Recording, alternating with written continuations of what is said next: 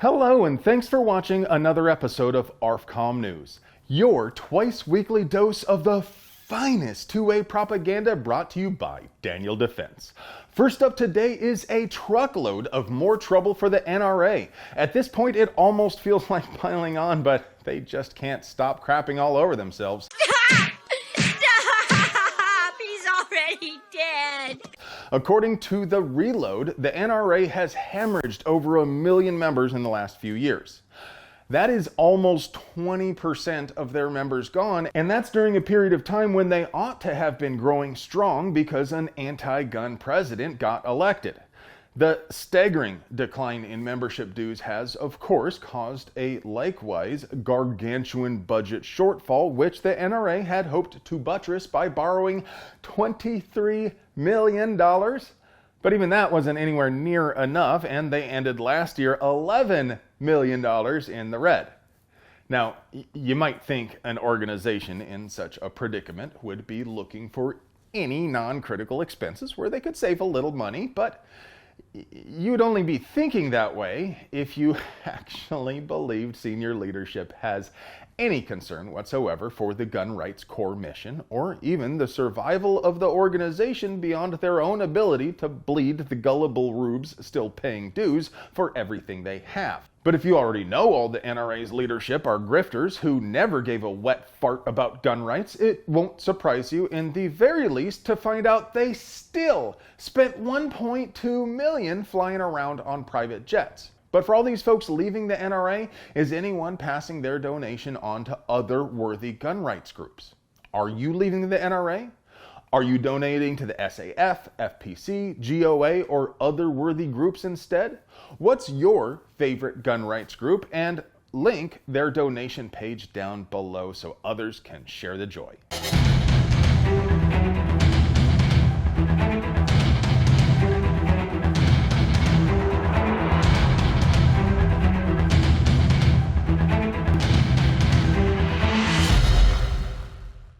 This is Lauren Allen. She was shot and killed last November while driving for Lyft. But her father, Joe Sawyer, believes she might have had a chance if Lyft's policies didn't make her vulnerable, so he is advocating for the Georgia legislature to pass a bill overriding Lyft's policies. Now, I don't know what that legislation would look like because it's not even drafted yet, but I hope it's not just a clumsy tit-for-tat between corpos and bureaucrats leaving the drivers holding the bag.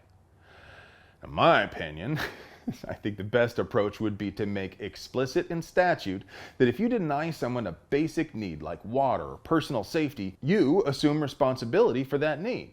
For example, if I held a music festival outdoors and didn't let anyone bring water in, then charged them for water inside, I'd probably get my pantsuit off if anyone was hurt. Looking like a fool with your pants on the ground.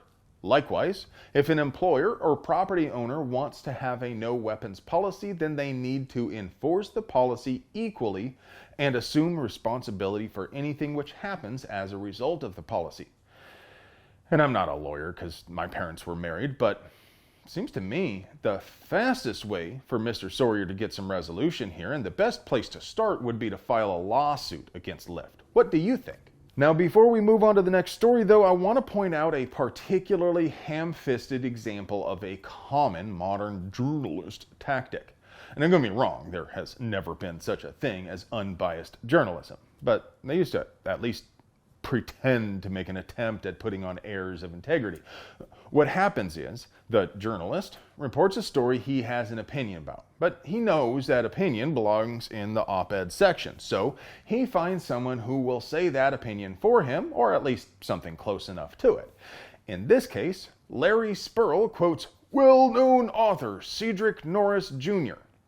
Now, I hadn't heard of him, but I'm not exactly a bookworm myself, so I Googled him. Let's see here, LinkedIn, Instagram, Facebook. I mean, I guess it looks like he is indeed an author, but these are the sort of results for someone who's trying to become a well-known author by promoting themselves. This is what it looks like when you Google an actual well-known author. Whatever, I'm splitting hairs, and well-known is somewhat subjective. I'm sure Mr. Norris is well-known by someone somewhere, but probably not for his intelligence, because his contribution to the discussion was to worry about how worried he would be in a hypothetical fantasy where his driver decides to open carry a whole ass AR right there on the front seat. And see an AR-15 sitting on your Lyft driver's front seat. I mean, I'm not saying he's stupid, but I will say he is definitely not at the top of the bell curve. Look, rideshare drivers are carrying right now. Policies be damned. And considering this story is out of Georgia, I'd be shocked if Mr. Norris hasn't already had multiple drivers who were armed without his knowledge. But some folks understandably balance their ability to feed their family against their own personal safety, and they shouldn't have to.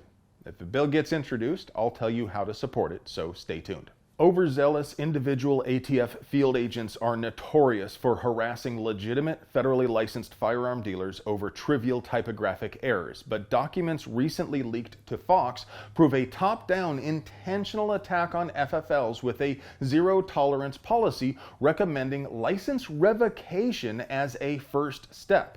To find out why the AFT has taken this sudden, aggressive stance, I reached out to Special Agent Patches Kittler to provide context.